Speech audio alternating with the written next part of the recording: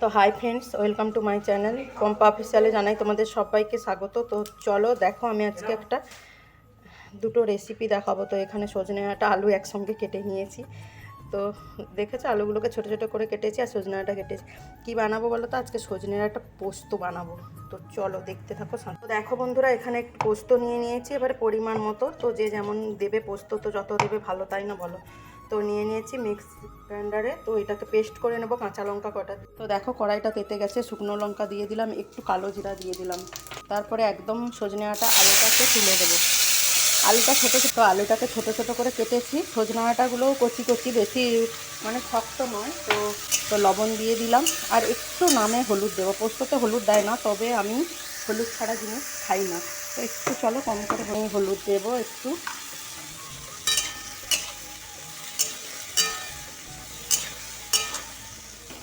পোস্ততে হলুদ দিলে না তার পোস্তর টেস্ট হয় না, তবে আমি হলুদ একটু নামিয়ে দিলাম। তো চলো ঢাকা দিয়ে দিই, এটা সেদ্ধ হয়ে যাক।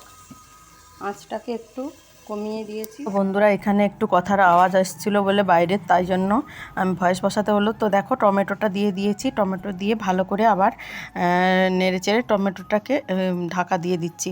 তো দেখো এরপরে পোস্ত দিয়ে দিচ্ছি। পোস্তটা তো বেটে রাখছিলাম কাঁচা লঙ্কা দিয়ে, আর পোস্ত দিয়ে বানাবো। যেহেতু তো মাখামাখাই করে করব, তাই বেশি জল আর দেইনি। তো চলো বন্ধুরা, দেখো আজকে আমি এঁচোড়ের তরকারি শেয়ার করব রান্না। তো এঁচোড়টা কাটা হয়েছে, কিন্তু এঁচোড়টা না একদম কচি কচি, দেখো বীজ হয়নি। তো এখানে হলুদ আর লবণ দিয়ে এটা সেদ্ধ করে নেব। আর দেখো এঁচোড়ের জন্য তো এখানে দেখো একটু আদা রসুন পেঁয়াজ করে কেটেছি, একটা পেঁয়াজ দিয়ে, আরও পেঁয়াজ কুচিয়ে দেবো। তো এটাকে পেস্ট করব। টমেটোটা পেস্ট করব, দুটো ছোট ছোট টমেটো আছে। এখানে একটু পোস্ত আর একটু চালমগজ করে ভিজিয়ে রেখেছি, আর জিরার গুঁড়ো টুড়ো আছে। তো চলো এগুলোকে পেস্ট করে নিই, তারপরে ফিরে আসছি। তো দেখো বন্ধুরা, এখানে পোস্তটা হয়ে গেছে। তো একটু চিনি দিয়ে দিচ্ছি। পোস্ত মানে একটু মিষ্টি দিতে হয়, তাহলে একটু স্বাদটা ভালো লাগে আর ভালোও লাগবে খেতে। তো একটু মিষ্টি দিয়ে দিলাম, তাই জন্য দিয়ে দেখো ভালো করে নেড়ে চেড়ে নামিয়ে দিলাম। দেখো একটা সিটি দিয়ে বন্ধ করে দিয়েছে। আর এখানে দেখো তেলটা গরম হয়ে গেছে। তো আলুটাকে ভেজে নেব আগে।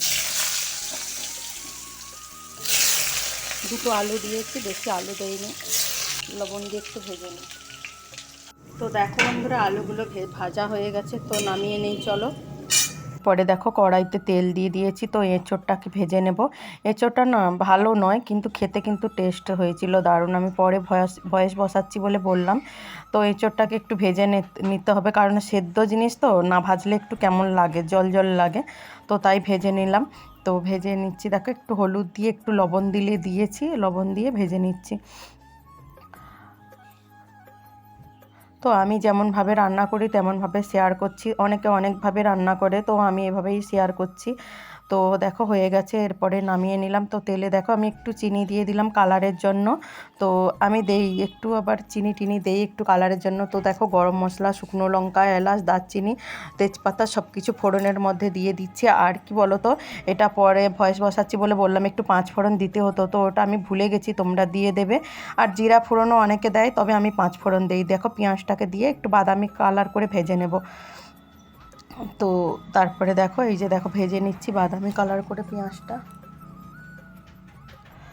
তারপরে মশলা বাটাটা না দিয়ে দিয়েছিলাম, ওটা আর দেখানো হয়নি। তো আদা জিরে বলছি, শুধু আদা আর রসুন করে বাটা দিয়ে দিয়েছিলাম। তারপরে দেখো গুঁড়ো মশলাটা একটা বাটিতে করে মানে জলে রেখেছিলাম, তো দিয়ে দিলাম সব। তারপরে হলুদ গুঁড়ো দিয়ে দিচ্ছি, লঙ্কা গুঁড়ো, সব কিছু দিয়ে মশলাটাকে ভালো করে কষিয়ে নিতে হবে। তারপরে টমেটো পেস্টটা দিয়ে দিচ্ছি।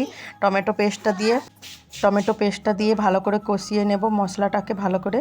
তো মশলা যত কষাবে, মশলা কষানোতেই রান্না, তো এটা সবাই জানো। লবণ দিয়ে দিচ্ছি একটু, তেলটা দেখবে ছেড়ে আসবে খুব সুন্দর। আমি একটু ঢাকা দিয়ে দিচ্ছি, তেলটা যাতে ছেড়ে যাবে। দেখেছো কি সুন্দর তেলটা ছেড়ে গেছে, একদম মশলার কালারটা দেখো কি সুন্দর হয়েছে। তারপরে একটু চিনি দিলাম, তো মিষ্টির জন্য নয়, ওটা একটু ব্যালেন্সের জন্য, ওটা আরও কালারটা আরও ফুটে উঠবে, তাই জন্য। তো আলু আবার এঁচোড়টা দিয়ে ভালো করে আরও কষিয়ে নেব, একদম মশলার সঙ্গে সব মিশিয়ে একদম ভালো করে কষিয়ে নেব। তো লবণ দিয়ে দিচ্ছি তারপরে পরিমাণ মতো, কারণ কম কম লবণ দিয়েছিলাম, তো তাই আমি একটু লবণ দিয়ে দিচ্ছি। চলো লবণটা দিয়ে ভালো করে কষিয়ে নিই। আর ওই পাশে না গরম জল বসিয়েছি, গরম জল দেব।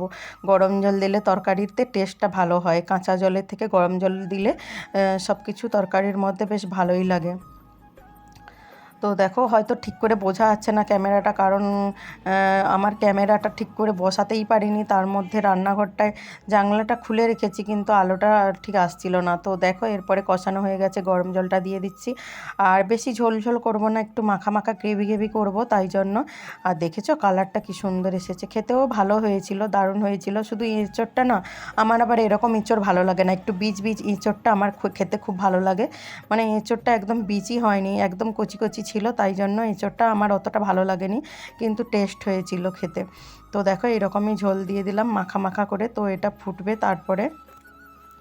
আর গরম মশলা যেহেতু আমি আগে দিয়ে দিয়েছি গোটা, আর পরে গুঁড়ো করে দেইনি, কারণ আমাদের বাড়িতে মানুষের আবার গরম মশলাতে অ্যালার্জি আছে। দেখো এঁচোড়টাকে ঢেলে দিয়েছি, কেন বলো তো, আর একবার ফোড়ন দেবো, তো আমি ভুলেই গেছি 5 ফোড়ন দিতে। তো আবার কড়াইতে তেল বসিয়েছি 5 ফোড়ন দেবো বলে। তো যাই হোক হয়ে গেছে, এরকম ঝোল ঝোল রাখবো। 5 ফোড়ন দিয়ে ফোড়নটা দিয়ে ঢেলে তারপরে নামিয়ে নেব। তোমরা আগে 5 ফোড়নটা দেবে বন্ধুরা, তো যারা 5 ফোড়ন দাও, তো আমি 5 ফোড়ন দেই বলেই ছড়ে, তাই ফোড়নটা দেওয়ার জন্য পরে আর স্বাদটা আরেকটু অন্যরকম এসেছিলো। তো তাই এটা আগেই দিতে হতো, আমি পরে দিলাম বলে ওটাই বললাম। তো চলো বন্ধুরা, আজকে দুটো ছোট্ট ছোট্ট রান্নার ভিডিও দিলাম, তো কেমন লাগছে তোমরা কমেন্ট করে জানাবে। আর চলো আজকের মতন ভিডিওটা এখানেই শেষ করছি। তোমরা সবাই ভালো থেকো, সুস্থ থেকো, আবার দেখা হচ্ছে নেক্সট কোনো একটা ভিডিওতে। চলো সবাইকে আজকের মতন টাটা।